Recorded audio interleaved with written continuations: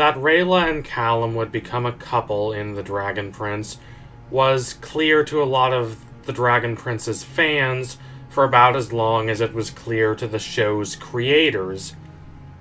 That meaning a moment around the midpoint of Season 2, wherein Rayla tries to convince Callum not to go out into the storm, but she knows her requests are in vain. He will go out there, and there is nothing she can do to stop him, and she feels terrible because she cares about him so deeply and she does not want to lose him. We see just how concerned she is for his well-being. It is a scintillating, devastating scene. This, combined with Rayla's near confession near the end of Season 2, means that it is not exactly surprising that Rayllum happened. What was surprising to people is that it happened so quickly.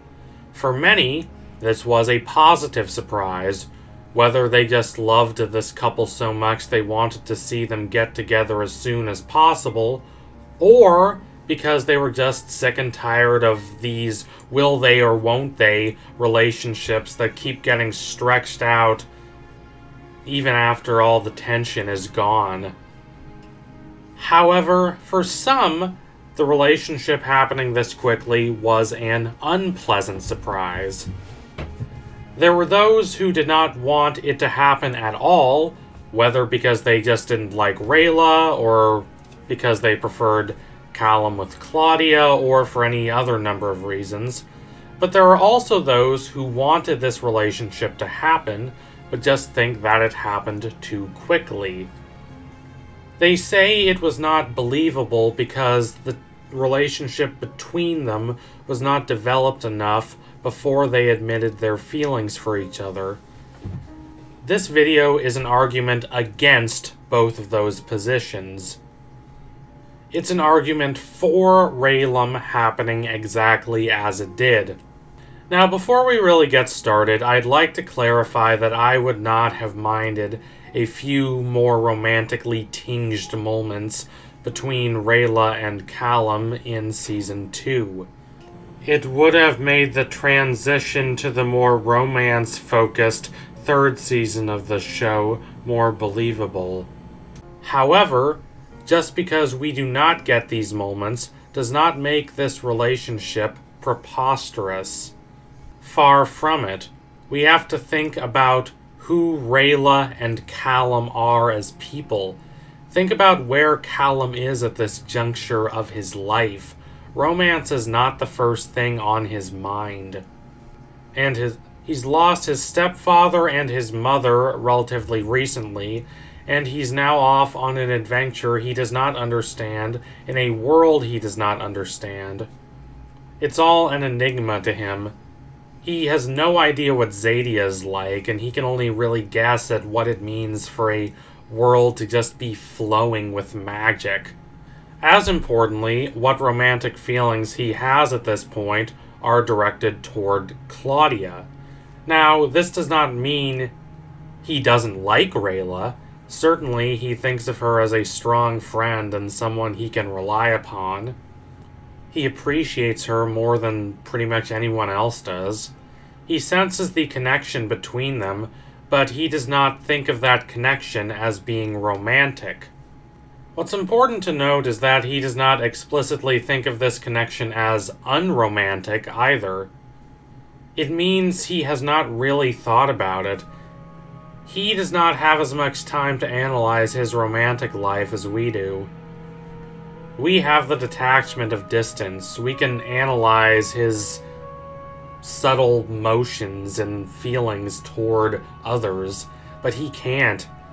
His mind is clouded by everything that he has to deal with. He has never really considered, thus, that his feelings toward Rayla might be more romantic than platonic. When Rayla finally kisses him near the midpoint of Season 3, he does not respond negatively to this. It would be fairer to say that he does not know how to respond. By kissing him, she forces him to consider whether he wants to have this relationship with her. From this point, not a lot of time passes until he comes to the conclusion that, yes, I do want this. I do want to have a romance with Rayla. But let's look at this from the other side, Rayla's side. This is where people tend to have more problems, starting from when Rayla nearly confesses her feelings for him near the end of Season 2. The conceit of having a character confess or nearly confess their feelings, only for the target of their affections to have no idea about these affections, is a good trick. It's an old one, but a good one. True, some could say it's cliché at this point, but that's not really what people are objecting to in this case. No, what they're objecting to is that they don't really understand where these feelings come from. It's not like Rayla has been dropping a lot of hints before this point that she likes Callum romantically. We don't see her constantly blush when she's around him, and we don't even see her reveal to other characters how she feels. We don't even see her really reveal that to herself. It's a mystery. She doesn't really talk about romance at all, really.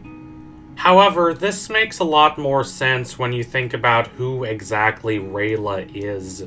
She is not the most open person about her feelings, as the Dragon Prince expertly demonstrates near the middle of Season 3. She's going through a difficult time. Runan, her surrogate father, is dead, she believes. We know he's not, but that does not discount the power of her grief. Runan is most likely trapped in one of Viren's coins, and the rest of his team is dead. There is no one right way to respond to such distressing news, I want to make that clear, but there are wrong ways of responding to it, like what Rayla does. She tries to act like she's not in psychological pain. She tries to act like she's not blaming herself for their deaths. But she is. Only after Callum chastises her for beating up on herself does she finally reveal her feelings to Callum and to herself. Only then does she rise from the fog that had consumed her and confront the truth. Based on this, is it really that hard to imagine that she would not drop many hints concerning her feelings for Callum? Is it that hard to imagine that she would either, number one, not realize how much she truly and deeply and romantically cares about him until he has been badly hurt, or, number two, take this moment to admit her feelings aloud for the first time, feelings she has repressed because she did not know how Callum would respond to them. This was everything she had wanted to say for a while, and she didn't want him to reject her and destroy the bond between them. This does not mean there would have been necessarily anything wrong with the show dropping a few subtle hints as to Rayla's romantic feelings, but one could certainly argue that the show hiding Rayla's feelings not only from Callum, but from the viewer, was a deliberate and arguably sensible artistic decision. This doesn't mean you can't still think it's rushed, but I think it's worthwhile to take the time to step back and think about Rayla's reticence structurally. The friendship between Rayla and Callum was strong and fruitful, and it was much better than their relationship at the start of the series, when both of them thought that Rayla was going to kill Callum at some point. But that friendship was still not entirely honest, as Rayla was still holding back her feelings for Callum. Though she does this in part because she does not know if he has feelings for her, the ironic thing is that he does not realize his feelings until she acts on hers. Thus, their relationship is one of romantic affection, yes, but it is also one of complete honesty, and that hits a lot harder than it otherwise would have because of how reluctant Rayla is about her feelings near the start of the series. So thank you all for watching. If you liked what you saw today, don't forget to like, comment, and subscribe. Donate to my Patreon if you can, and you want to see more videos like this. Keep watching The Dragon Prince. It is a brilliant, evocative, so intricately complex show, and I absolutely adore it. I can't wait to see what it does with Rayllum in Season 4. It will certainly be exciting. So tune in soon for my next analysis. It will be coming soon-ish. Thank you all again. Adios, comrades.